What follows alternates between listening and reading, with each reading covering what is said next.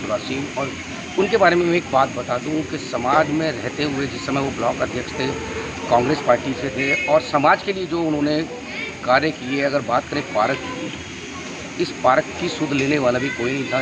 इन्होंने इतना संघर्ष किया, संघर्ष करने के बाद आज ज्योति नगर के लोगों को, जो ज्योति नगर के बच्चे हैं, बच्चों को जो है उस पार्क की सौगात। बात करेंगे उनके पुत्र राजीव कौशिक जी से। राजीव जी, सबसे पहले ये जानना चाहूँगा, जिस तरह से बात करी जाएगी विकास की, बहुत संघर्ष किया बावजूद, और जिस समय ये पार्क नहीं बना था, इस पार्क के लिए उन्होंने बहुत लड़ाई लड़ी, क्या कहेंगे?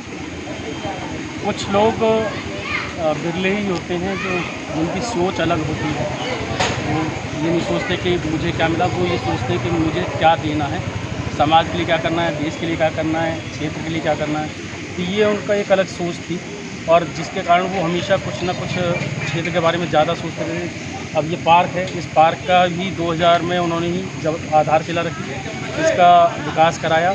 4 साल इसकी जब वो पौधे थे उनको पेड़ बनने तक, जब तक वो पेड़ नहीं बन गए, इसकी पूरी रखवाल करी। पूरा लगभग 12 घंटे वो पार्क में देते थे ताकि बच्चे उस पौधों को उखाड़ के ना ले जाएँ, क्योंकि बच्चे हैं, बच्चों की तो फितरत ही ऐसी होती है।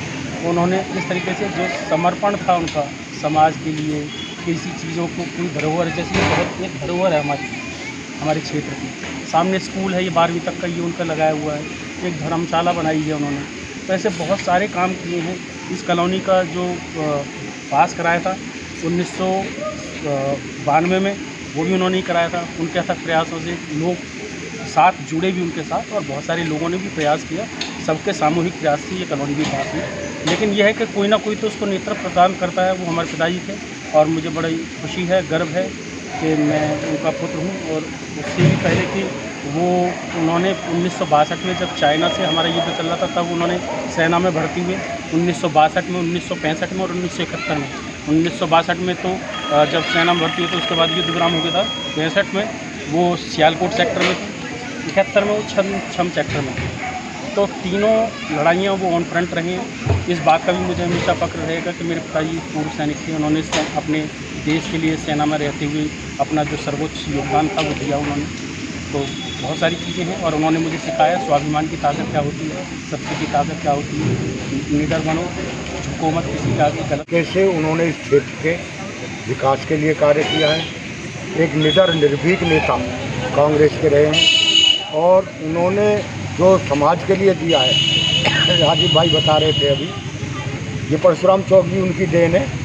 परशुराम चौक का नाम भी उन्होंने कराया था, और जो भी कार्य उन्होंने आराम से कराए, नहीं हुए तो लड़के कराए, लेकिन कराए। लोगों के लिए उन्होंने जो बलिदान दिया है, लोगों के लिए जो काम किया है, उस क्षेत्र के लोग तो भूल नहीं पाए। मुकेश जी, क्या कहें? सबसे पहले तो आज पुण्यतिथि पर आदरणीय नेताजी रिवर कोशिश को शत नमन करता हूँ। साथ साथ बताना चाहूँगा, जब ये कॉलोनी डेवलप हो रही थी, इसके अंदर पानी की पाइपलाइन भी नहीं हुआ करती थी। पानी के लिए इन्होंने अधिकारियों से और नेताओं से भी संघर्ष किया, उस संघर्ष में कामयाब भी हुए। और अधिकारी हो या नेता, अपनी बात को निडरता से रखना और गलत का विरोध करना हमेशा उनको रहा है। और ये सबसे अच्छी बात है कि उनके दिखाए संस्कार, उनके पुत्र राजीव कौशिक और उनके पोते नरेंद्र कौशिक जो भी है, और मुझे अच्छा लगता है। मतलब कहीं ना कहीं झलक दिखती है, पक्का एक सम दिखता है कि वाकई वो जो संस्कार देखे गए थे, उन संस्कार को पूरी तस्वीर कर रहे हैं हमारे। कुछ राष्ट्रीय ब्रह्म ऋषि परिषद के अध्यक्ष भी हैं, मैं बात करूंगा उनसे और जानना चाहूँगा। अपनी सबसे पहले ये जानना चाहूँगा, जिस तरह से देखा जा रहा है कि पिता पे पुत्र जो पद छाया चलती है, कभी कभी ऐसा होता है। आज की जो जनरेशन है वो पिता पे नहीं चल रही है, क्या कहेंगे इसके बारे में? जैसे कि आज हमारे बुजुर्ग पंडित गिरवर कौशिक जी की आज जयंती है और उन्होंने रहते हुए समाज को जिस तरह से जोड़ने का काम किया वो एक उदाहरण है आज की पीढ़ी के लिए। और उनके बाद में जो हमारे भाई राजीव कौशिक जी जो उन्हीं के पद चिन्हों पे चलते हैं और समाज को जोड़ने का और आज उन्होंने उनके जयंती पे ये भंडारा और वृक्षारोपण का कार्य किया उसके लिए उनको बहुत बहुत साधुवाद।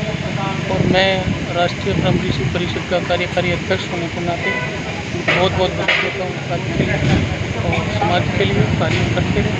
बहुत बहुत क्या करेगा वो एक समाज सेवी ब्लॉक अध्यक्ष भी रहे हैं आज 84वां उनकी है, क्या कहेंगे इसके बारे में? जो समाज के लिए उन्होंने कार्य किए थे ये उसी का नतीजा है कि इतने लोग जिन बुलाए भी आए हैं लोग उन्हें याद करते। दुनिया चली गई, कोई किसी को याद नहीं करता। ये कौशिक जी ने जो समाज के लिए किया उसी की वजह है कि 84 उनको लोग याद करते हैं और उसी के उपलक्ष्य में हम लोग याद करते हैं। भाई जिस तरह से लोगों से मैंने भी सुना है कि खासतौर से अगर कोई बच्चा शरारत करता था तो एक छोटी सी डंडी उनके हाथ में रहती थी, 35 की डंडी रहती थी, उससे शिक्षा बहुत दी है। जो लोग शिक्षा लेके बढ़े आगे कामयाब हो। इसी डंडी का असर है कि आप आज कामयाब हो, राजीव भाई आज कामयाब हैं। और मैंने तो मेरा उनसे कभी मुलाकात हुई है लेकिन मैंने सुना बहुत है उनसे। मुझे लगता है कि ये डंडी ज़रूरी है। आज लोगों के हाथ में डंडी नहीं है।